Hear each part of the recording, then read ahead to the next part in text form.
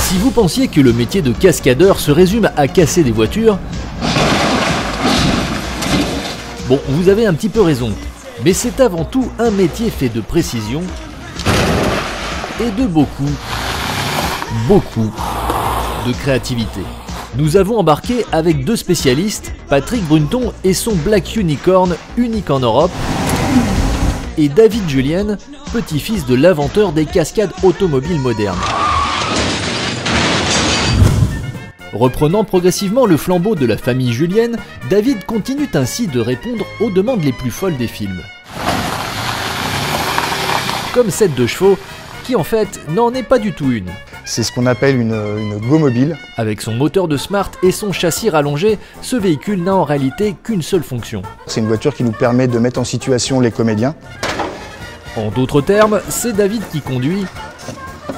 C'est assez académique pour rentrer à l'intérieur. Pendant que les comédiens, confortablement installés au volant, font semblant.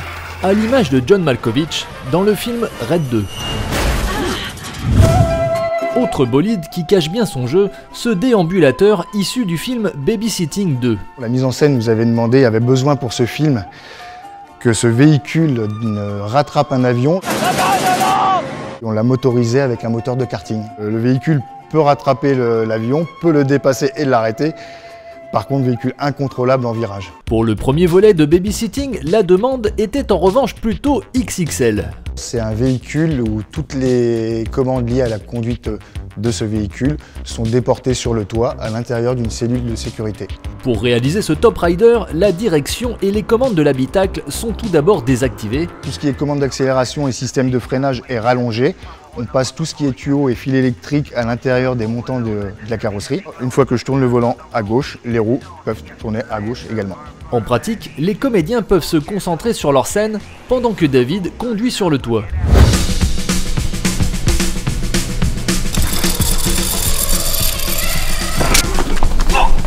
On retrouve David Julien aux côtés de Philippe Lachaud qui réalise et interprète Nicky Larson. Au programme de cette journée de tournage, quelques tonneaux en voiture avec une petite difficulté. La particularité de cette action, c'est qu'elle est filmée tout en plan séquence du point de vue de Nicky Larson qui va se trouver à ma position. Un plan séquence, c'est l'action filmée en continu, sans trucage possible au montage. Alors pour réaliser cette cascade, David commence d'abord par cacher le tremplin qui lui servira à retourner la voiture, puis il dispose des carcasses dans les zones de réception du véhicule. Rien n'est laissé au hasard pour garantir la sécurité de l'équipe technique et surtout des cascadeurs. Alors là on peut voir à l'intérieur du véhicule l'arceau de sécurité. On fait juste la partie centrale pour protéger la tête du pilote, mais garder de la déformation sur le véhicule. 3, 2, 1, go!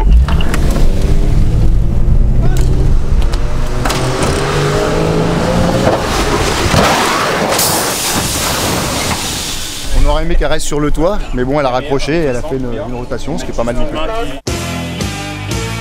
Et pour filmer tous ces véhicules un peu dingues, rien de mieux qu'un véhicule encore plus dingue. Voici le Black Unicorn. Sur une base de Toyota Tundra développant pas moins de 500 chevaux, un bras robotisé de 7 mètres peut effectuer des mouvements dans toutes les directions imaginables, même lancé à 180 km/h. Le tout avec un système de stabilisation de caméra emprunté à celui des tourelles de tir de chars d'assaut russes. La caméra reste parfaitement stable, quel que soit l'état du terrain, sur route ou en off-road. Il n'en existe que 6 à travers le monde, dont 2 sur le continent américain qui ont servi à tourner le dernier Mad Max, rien que ça. Patrick Brunton possède depuis peu l'unique exemplaire français. On a solidifié le châssis, on a solidifié les amortisseurs, on a des pneus quand même relativement particuliers au niveau de la dureté. Voilà. Ensuite, après, c'est l'adresse du pilotage, parce qu'il y a du tangage. Effectivement, il ne faut pas aller trop vite, il faut y aller avec prudence. Et pas mal de précision aussi, surtout lorsqu'il s'agit de coller une caméra à quelques mètres d'une voiture lancée à 100 km/h.